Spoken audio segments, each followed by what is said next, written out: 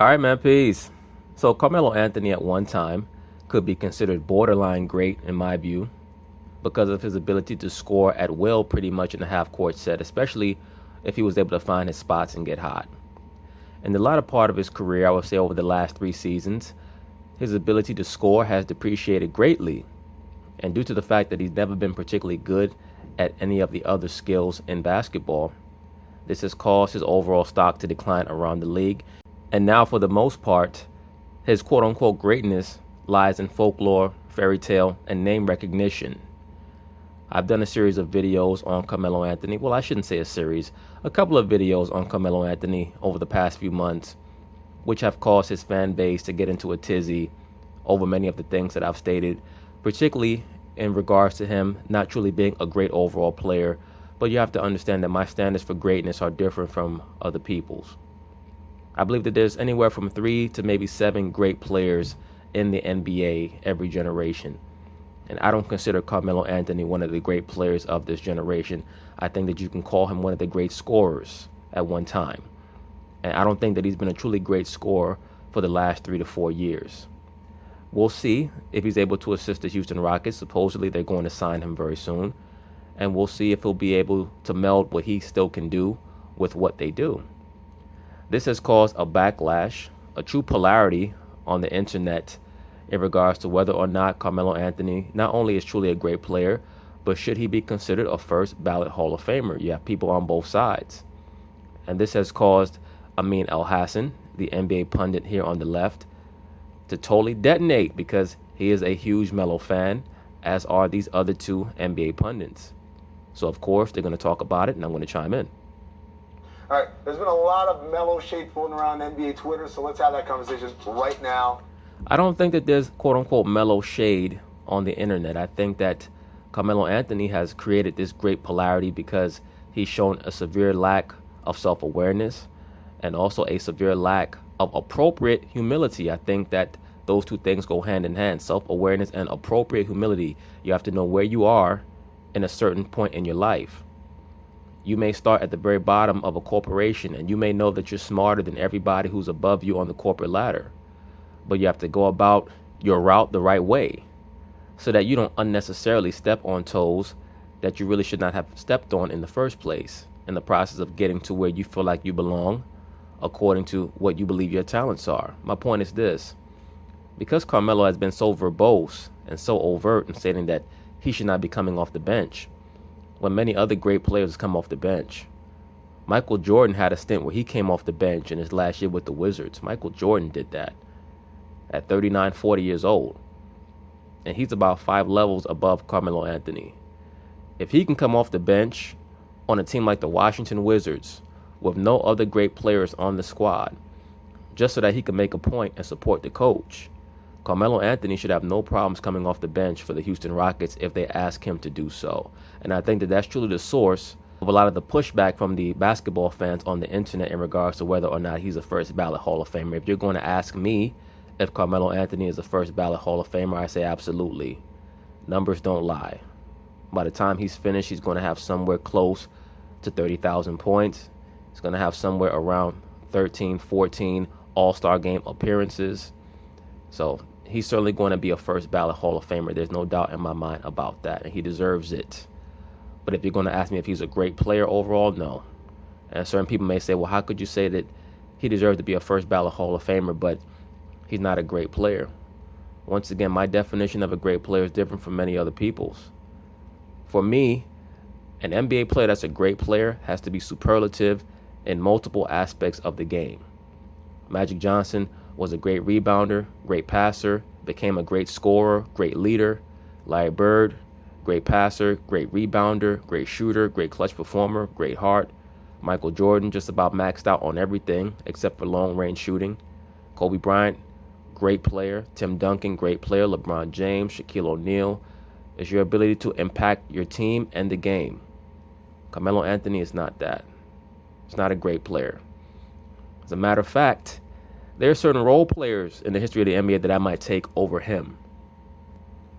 If we're just talking about winning, Scottie Pippen I would take over him. Now, I know certain brothers would tell me that You shouldn't call Scottie Pippen a role player, but that's pretty much what he was. He's just one of the greatest role players ever. In regards to what my definition of a role player is, I'll probably have to expound on that in another video.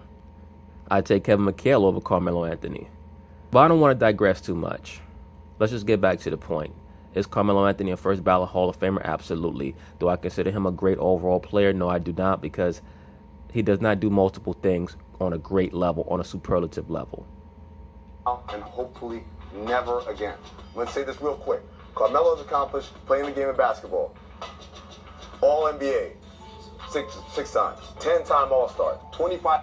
Well, as we can see here, he's a 10-time All-Star. So that will be most likely where he ends his career at. I stated that by the end of his career, he'll be a 13, 14-time All-Star. So I'm incorrect on that because I don't see him ever going back to another All-Star game. 25,000 career points, that's 19th most in NBA history.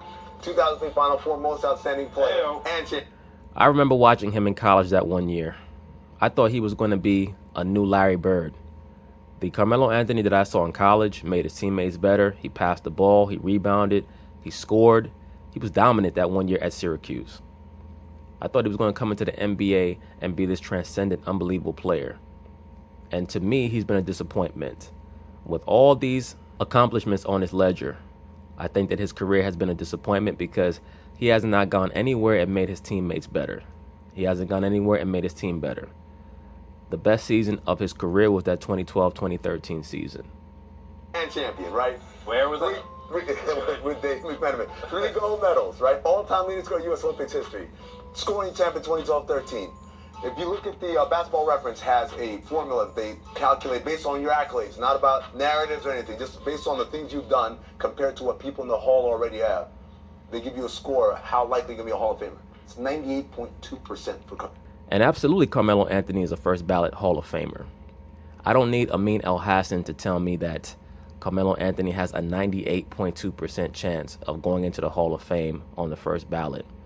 All we have to do is look at who were the players that have been inducted into the Hall of Fame prior to Carmelo Anthony, and we know that he's a first ballot Hall of Famer, and that's all you can base it on, is who's gone in before him. We can't look at a player and say this is what he can't do. It's kind of like the Terrell Owens situation. We can't create our own barometer or our own parameters for a player just because you might not like his style of play or because you might not consider him particularly transcendent. Because as I've stated, I believe that there are only about 5 to 7 great NBA players per decade. And the other ones are just very, very good, touching on great or good or so on and so forth, going downward. But do I consider Carmelo Anthony a great player? No. In his era, the players that played alongside him or against him, Tim Duncan was a great player. Kobe Bryant was a great player. LeBron James was a great player. Kevin Garnett, near the latter part of Carmelo Anthony's tenure in the NBA, went from being a great player to just an extremely impactful player. But we could certainly make the case that even by 2010, Kevin Garnett was more impactful than Carmelo Anthony ever was. And that's an older Kevin Garnett who could not score as well. And of course, we have the great Kevin Durant, Steph Curry. These are great players because they do multiple things extremely well, and their impact is at a far higher level than a Carmelo Anthony. I think Carmelo actually is a player who played during the wrong time period in the NBA. I think that how he played in the 80s and early 90s, we look at him far more favorably. We consider him more along the lines of an Alex English, a Mark Aguirre, an Adrian Dantley, or maybe even like Carmelo's idol, Bernard King, even though Carmelo's nowhere near as good as Bernard King was. Bernard King used to shoot over 50% every season. For Carmelo Anthony. You two guys both have close Carmelo connections. Right. Dave, you, Syracuse, obviously. I got a ring. I'm not wearing it now. But I got a ring next to it. You covered Melo Yep. in New York. The floor is yours. Tell these nincompoops why they're stupid. Dave, you go first. I mean, let's not even... I don't really want to dignify this conversation with a response because it's so far off the mark. Perhaps this speaks to the ring obsession of basketball culture right now, that we don't have a ring, so we can't... It's unfortunate that Carmelo Anthony's 1 year at Syracuse was the best shape he was ever in. So he can't be a Hall of Famer. That is one thing that certainly validates somebody's career, but you look at all the things we just mentioned.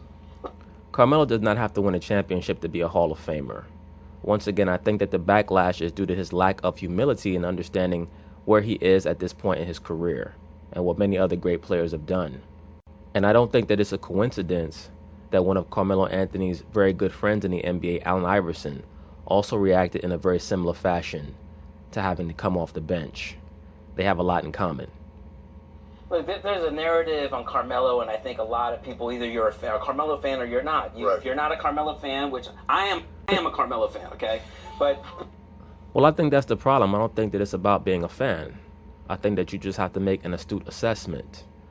When you make an astute assessment and you're an objective observer, then you quickly understand that, yes, not only is Carmelo Anthony a Hall of Famer, but he's a first ballot Hall of Famer.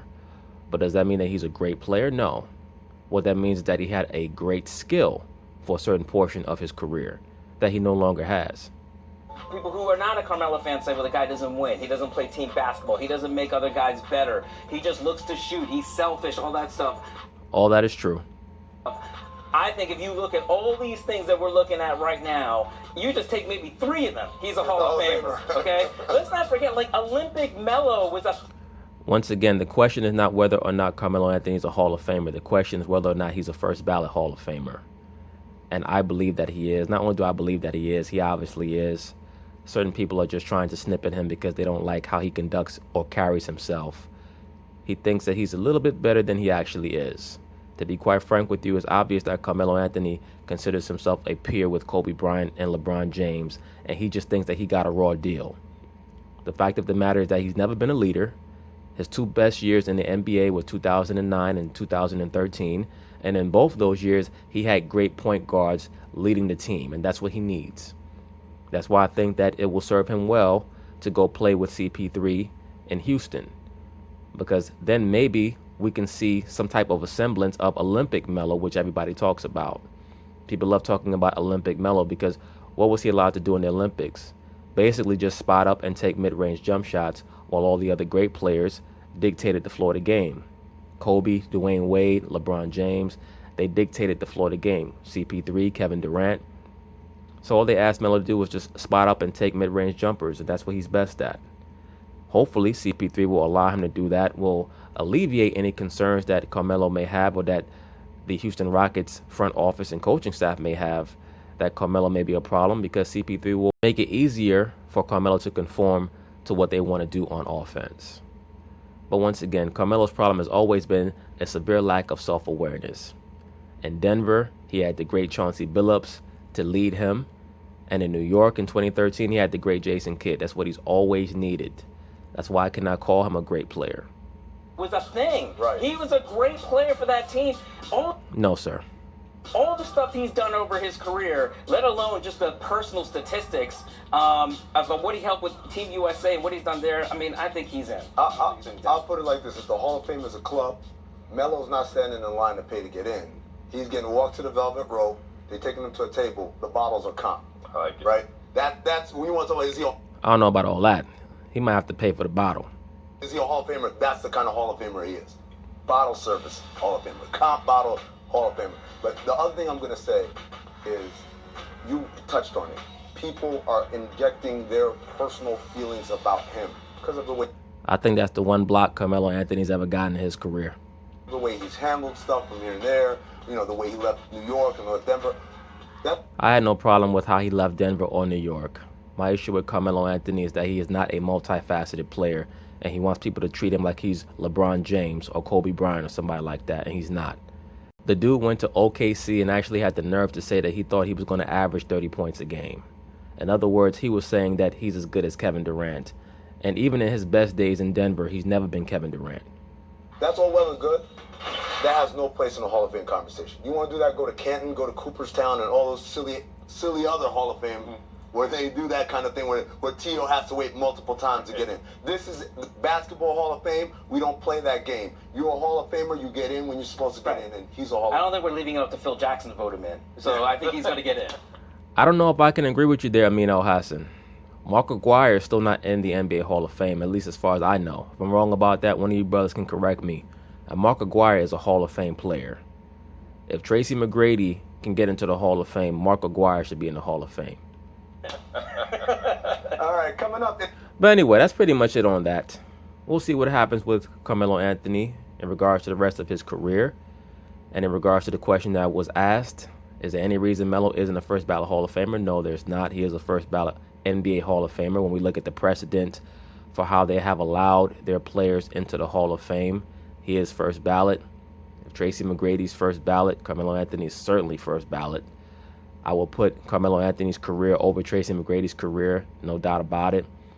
To be quite frank with you, even in regards to impact, I think that they're comparable because Tracy McGrady was not leading his team to victories. He never even won a playoff series. But anyway, peace.